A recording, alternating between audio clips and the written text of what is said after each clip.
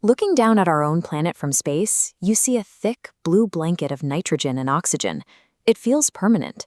We treat our atmosphere as a stable shield that belongs to Earth, locked safely in place by gravity. But out in the deep galaxy, atmospheres are targets.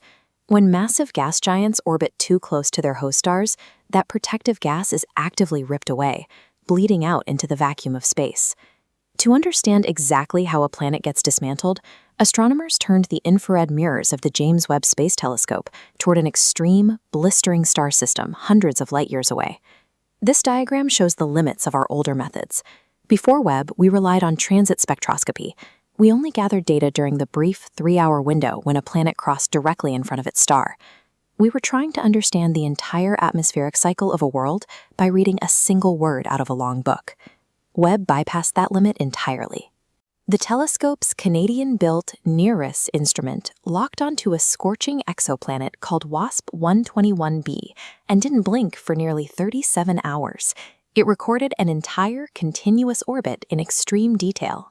This level of precision is allowing researchers to map atmospheric anomalies that were previously invisible.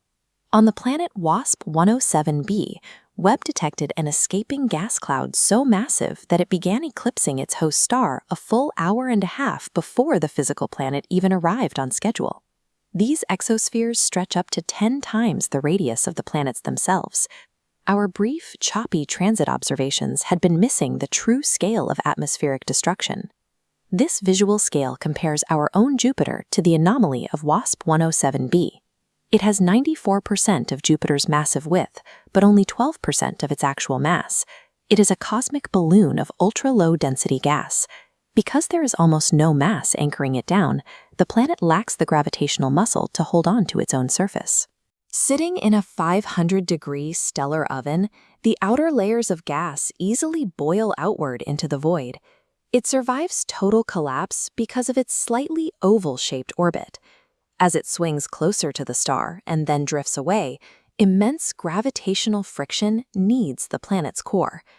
This tidal heating pumps energy out from the inside, acting exactly like the burner of a hot air balloon to keep it permanently inflated. Returning to WASP 121b, the world Webb tracked for 37 hours, the data shows the destruction taking a far stranger shape. The planet possesses 2 colossal helium tails.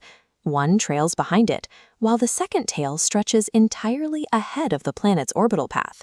A planet is actively chasing its own dying atmosphere through space. This 3D map illustrates the Roche lobe, the invisible bubble where the planet's gravity remains in control. Because WASP 121b orbits incredibly close to its star, the star's gravity crushes this bubble into a tight hourglass shape.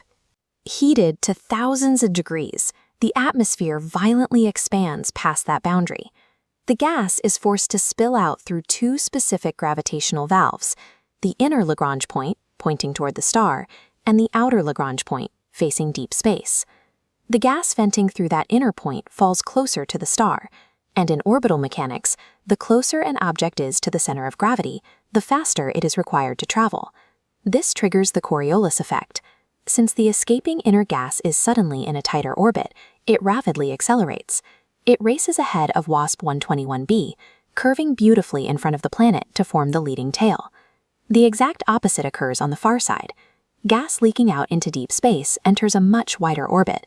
It slows down relative to the planet, falling behind to create the massive trailing spiral.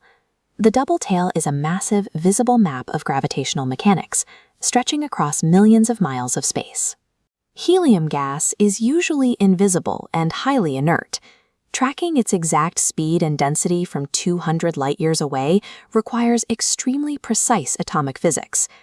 Inside the extreme environment of a hot Jupiter, intense ultraviolet starlight hammers the helium atoms in the atmosphere.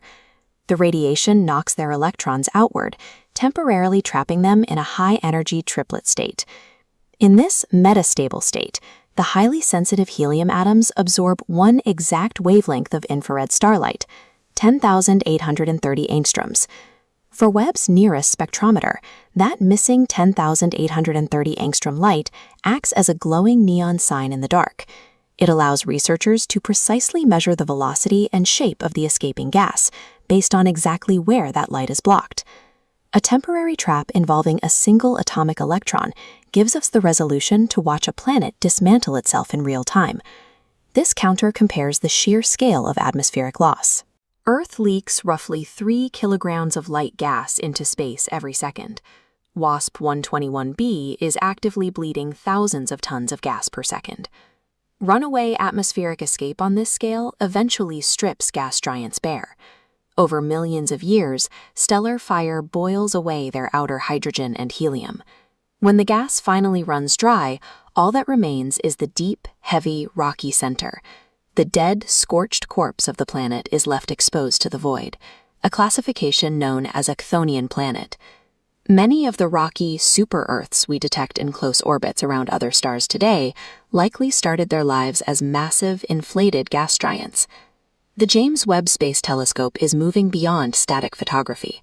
It is documenting a violent, dynamic galactic playground, where the slow death of a gas giant actively gives birth to a rocky world.